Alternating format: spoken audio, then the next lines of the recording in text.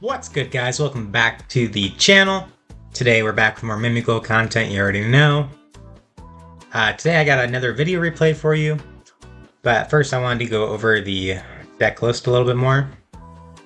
So this is going to be the deck list I used.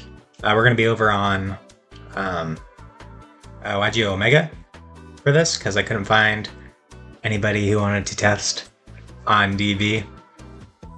I guess I could have if I waited longer, but I was sitting in the custom channel for like 5 minutes, and I was like, I'll just do some singles. Yeah, so this deck list we're going to use, but I wanted to go over the math a little bit. So I reorganized the deck. So up here we have all the 1-card starters. We have 10 of those. And then if we go down one more, these are all cards that if you match them with any other Mimighoul, they are full combo as well. So 1-card combos on the top, second row is to the 2-card combos. So if we come over to the calculator over here, so you already have it plugged in for not the 1-card, the 2-card combos. So we have 20 of those if you count the 1-card starters as well. And you need a minimum of 2. And your max hand size is 5. So putting that all in, it comes out to an 82.92 chance for you to see 2 of those cards in your hand. So really good odds, really. And then if we just want to do the 1-card starters, we just have to change this 20 to a 10. See how it drops to 36.69? That's because this is still at 2. So if we put this to 1, we have a 78.34% chance to actually see one of our 1-card starters. So yeah, the deck is actually very consistent if you just look at from the math side. This is on 40 cards. So if we do what we're doing right now, and we're on, double check this, for this list we were on 44 cards. So we're going to plug 44 into there. Now we have a 74% chance to hit the 1-card starters. And then if we put the 20%, need to see 2 of those, we have a 76% chance to open up 2 of them.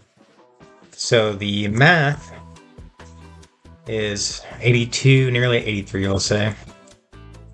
And then round that up to 87. So it's about a 6% difference when you go up to 44 cards. Whereas we are at just 42, it's only around 3% difference. So the math actually is pretty substantial there. So mathematically, for the highest chance, we want to go to 40. And if we come back here, like I'd probably cut the goddess. You could play it in the side if you want to. It doesn't really work in tandem with anything. It's kind of just like its own thing.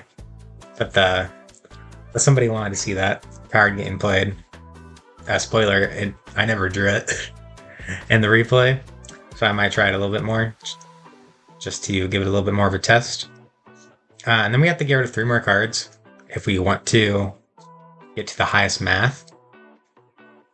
So you see that I put the Vernisylphs, I changed them a little bit to a 2/2/2 for this build, just because the Vera needs to get summoned off these, otherwise you don't have a way to summon it. So actually, if you go for the pure build, where it's 3 Duck and 3 Flourishing Hills, you actually have another 2-card starter with the 3rd Duck. So you actually go to 21. So your math might be a little bit different there. Plug that in. Yeah, so at 40, we go from the 83 nearly to 85.86, so pretty substantial jump there. So might be worth doing that. See how that changes our math for 44. So 79, nearly 80. Yeah, so another 3% jump there. So yeah, you probably don't need to cut too much over the course of, let's just do the math. I will say a normal regional is about 7 rounds. We're going to say that you went to game 3 every time. So that's 21 games that you're going to play for your opening hand. And if you multiply that by the 0.7652, so you're going to open up a 2-card combo at least 16 of your 21 games. So that's 5 games that you would be bricking, or at least not seeing the 2-card combo. So that's not too bad. And if we do the flat 40 at the 21 starter range, 85. So 21 times 0.8586. That puts you up to 18 games where you're going to see a 2-card combo. So that's only 3 games that you're going to possibly brick. Not even 3 games, 3 specific duels. So that's 2 less duels that you're not going to be bricking. So I would say it'd be pretty worth to cut this down a bit. Like, if we look at it, like, what would you want to cut? Like, you could maybe get away with not playing an armor. I would want to play more room though, because after playing with 1 room for a little while, I do miss having it. So we're going to throw that back in. Our hand trap lineup is 9, 11. So 11 of those. Typically you want to be playing 12 to 15 this format, just because of how explosive the decks have become. So I don't really want to touch the hand trap ratio. So I think where you'd have to start cutting would be like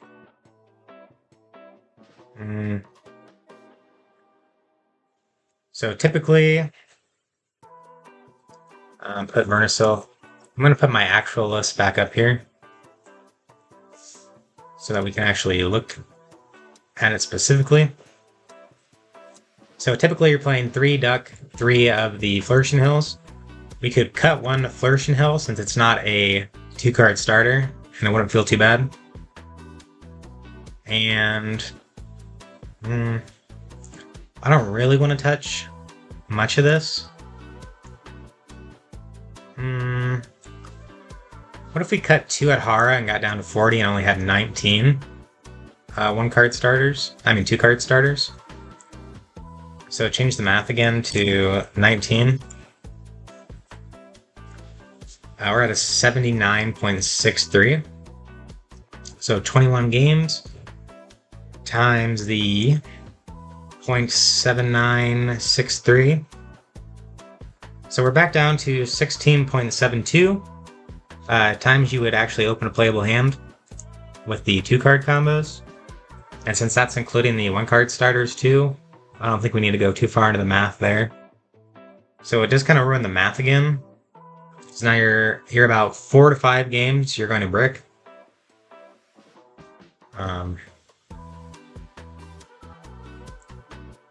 But I feel like the supporting engine that you're playing, like, maybe you can get away with 1 slime. I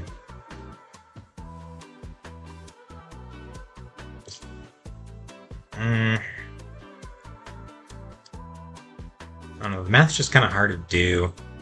Like, we keep the Adhara,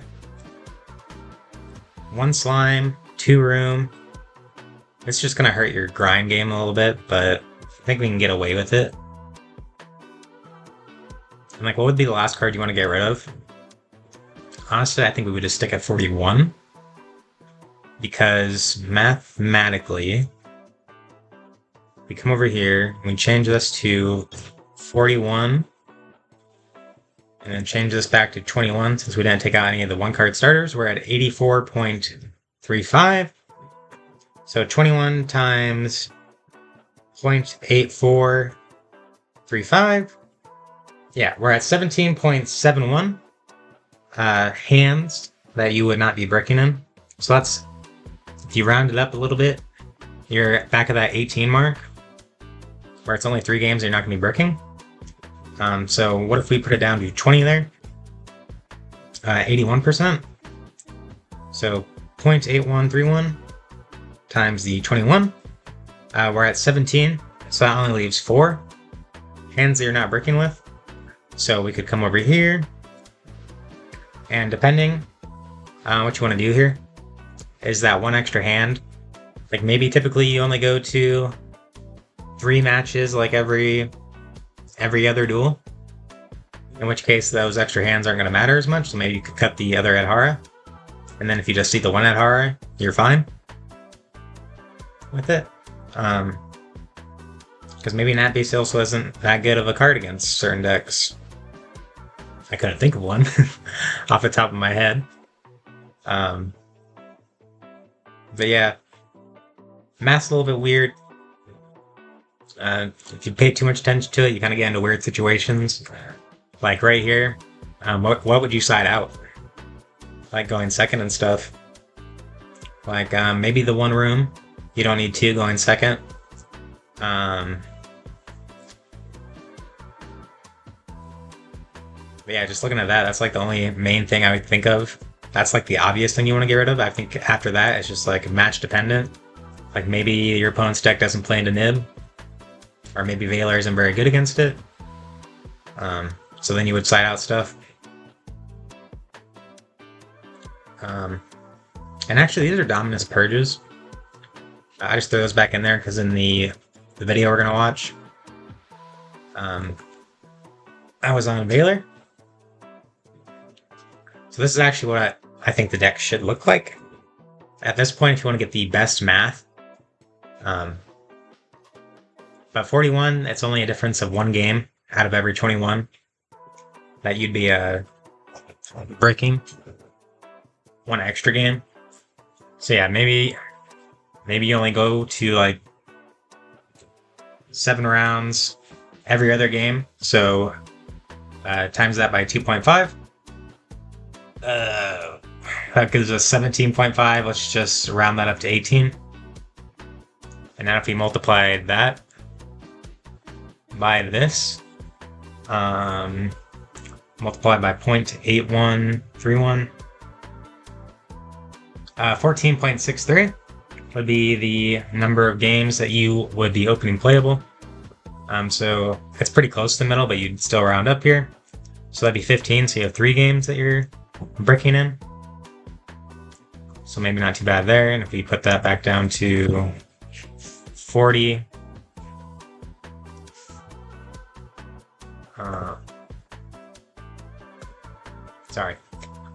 we got the 0.8292. Multiply that by the 18. And we're much closer to the 15. We're at 14.92. So a difference of half a game, percentagely. So maybe that one isn't as much of a big difference. But if you find yourself going to game 3 like very often, then it becomes a bit more of an issue on the math side. And like if you're going to something like a YCS, where you also have to account for day 2. What's that? 8 rounds of Swiss, and then I have no idea how many rounds they do during day 2. But that'd be like a 24. We can just do the first round real quick. 24 matches at that point if you went to game 3 every single time. And honestly, your math's probably a little better there if you did go to game 3 every time, because then you have a burn card. So you might be able to do it a little bit better. So if we did the 24 times the 0.8292, you're looking at 19.9, so about 20. Every 20 games, you're going to be fine and not brick, but 4 of your games, you're going to brick. So the math's actually really good on that. So yeah. All right. No more math. I had to just come back from my accounting exam. Horrible experience. The study guide was not helpful at all. But let's get into the game. So into the game here, you can see that my starting hand is Dungeon, Nib, Slime, and the Duck. So pretty good hand there. So we're going to start the out by grabbing the Archfiend. And then we're going to go Slime, Archfiend combo. Not to worry about getting hit with the hand trap here because we do have the Slime. So we're going to go ahead and flip over the Slime, summon out the Master here, and the Master is going to grab us. And then we're going to use the 2 level 1s to overlay into Giant to grab the room before we commit to the 5th summon. So then we're going to duck, summon out the Dragon effect, grab the Maker here. Then we're going to Maker effect, revealing Archfiend and another Slime. And the reason why I pass here is since it's an auto simulator, my opponent was given a prompt at this point, and if we were counting our summons, number 1 was Archfiend, Slime, Archfiend, Slime, that's 2, Master is 3, then the Giant is 4, and then Dragon is 5. But the prompt came up after I gave them a monster. So at that point, it couldn't be any hand trap. It couldn't be a Mulch Army because you need to have nothing on your field. And it couldn't be Imperm at that point. And it was open game state. So the only thing it really could be was a Nibiru or a Veiler. But at this point, you would have Veilered something else. So I just decided to end main, take advantage of that, and he just let it go through. So he starts out with the Dark Ruler and more, going to gain everything, and then he's going to Runick Destruction to pop the dungeon and mill 4 of my cards, and then he's going to summon out the white 4 Sylvie, and Sylvie's going to grab Tails. I'm just going to take a look at the banish pile. We see that they banished one of my Aruhas, one of my Dragons, an Archfiend, and a Armor. So taking out a lot of my names, which is kind of cute. And then they're going to go Runick Slumber to summon out Hugin, and then Hugin effect to grab the field spell, out the Tails, and the Tails will reset. So free value on their part. They're going to go into Tri-Edge to get a draw 1, and then activate the Runick Fountain, and then they're going to use the LZ, sending the Tails again to special summon itself out. Alright, so he summons out the LZ, and then here he's going to grab the Rusia. After the summon window, I'm going to use the Maker effect in my grave to flip over the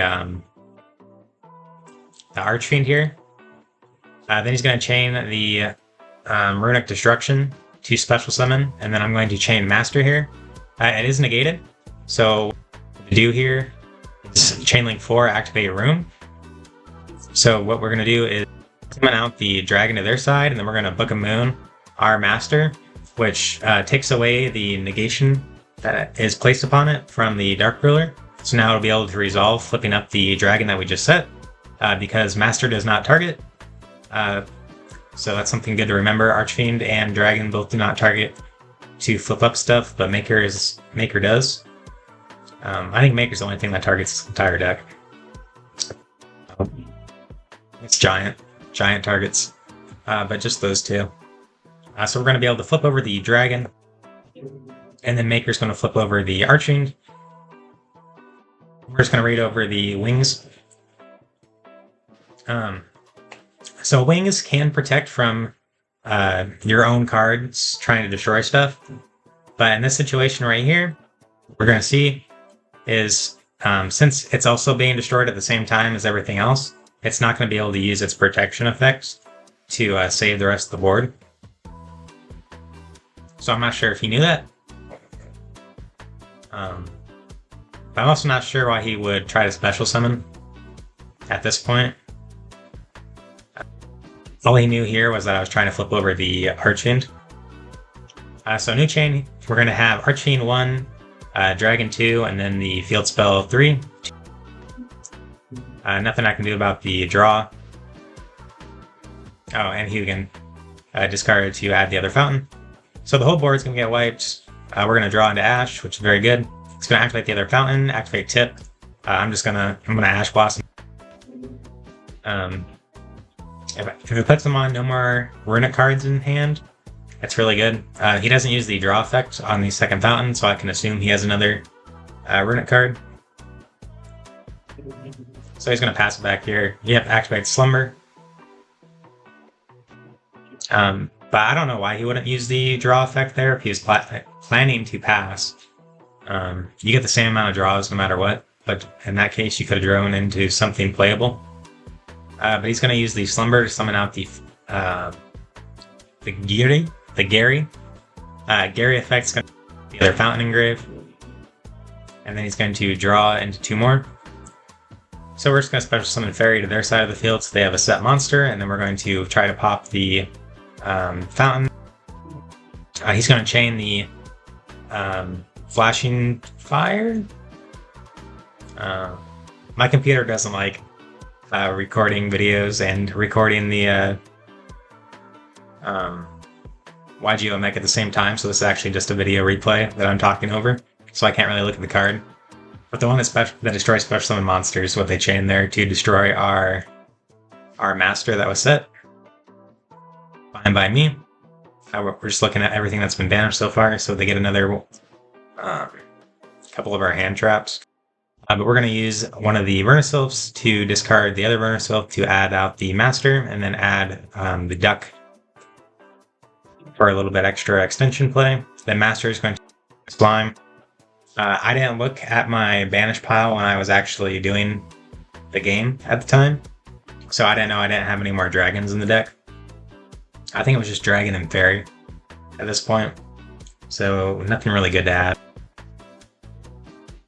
I realized after that I didn't have a dragon, so I had to link off the dragon with the anima so that I could special it back out with a Vernisylph name. And then we're going to dragon effect to grab the field spell again. Use the field spell, adding out an Arching from the grave, key point there. And then we're just going to attack directly and attack into our fairy there so that I have attacked with an XYZ. Then we're going to put the whatchamacallin there. And then get rid of the anima and the other dragon for an SP. I can't use the effect this turn because we've used Vernisylph cards and overlay for a Zeus. So it's going to be very hard for them to play through this. We have a bounce 2, a Zeus wipe, and a SP tag out. We pass it back to them. They're going to start out with the fountain, and then go for destruction, I believe, trying to pop the field spell. I didn't have to do this right here, but I'm chaining the master to flip over their card, and then I'm going to use the room. Avoid them from milling me any further. I'm at 18 cards in deck at this point. I'm getting kind of worried because most of my engine is already banished and it's kind of hard to get it back. I mean, it's not hard to get it back, it's impossible to get it back. So I don't want to lose anything else I have in deck that might be able to play through. Like at this point, it's just a bunch of Vernisylphs in deck for my monster count other than hand traps. So I want to keep as many of those as possible so I can still revive from the grave. So Archfiend's going to be Chainlink 1 here, and then the Runick Fountain is going to be Chainlink. And then Chainlink 3, we're going to use the Throne to bounce the Gary and the... we're going to draw into a Veiler there. So very good, drawing into a hand trap. And they're going to discard one of their fountains. They had 2, or it might have been the last one. Droplet. Yep, it was the last one. Droplet's going to special summon out the Yugioh, and they're going to normal summon one of their guys. They don't have anything to discard for the effects. They're going to do the Big Book of Moon Lady. We're going to chain the SP. The only play that they had left after that was returning it for one of their guys in grave. But that doesn't really matter to me. They don't have anything else to combo with anything, so I just need to get that off the field so it can't beat over any of my stuff. So I forced that out. This is fine. Pass back to me, and we already have game on field. We just flip over the Zeus and the Maker, put a battle attack with the SP to clear that, and then 18 and 3k finishes them off. So, good little match against a somewhat meta contender. They didn't see any of their floodgates they typically play. Like Skill Drain actually hooks this deck pretty hard. When they put skill drain down, your best play is pretty much just get out master and just like 3k beatdown. Because I don't think they have anything other than like Chaos Angel that would be that big. They got to be able to get to Chaos Angel without getting rid of the skill drain as well. But yeah, pretty good duel. Pretty nice being able to actually look at a meta deck. Most of the stuff in Yugioh casual is like extremely casual. So nice to see that. But yeah, that's going to do it for the video today, guys. If you liked it, leave a like, comment, subscribe, and peace out. Have a great day.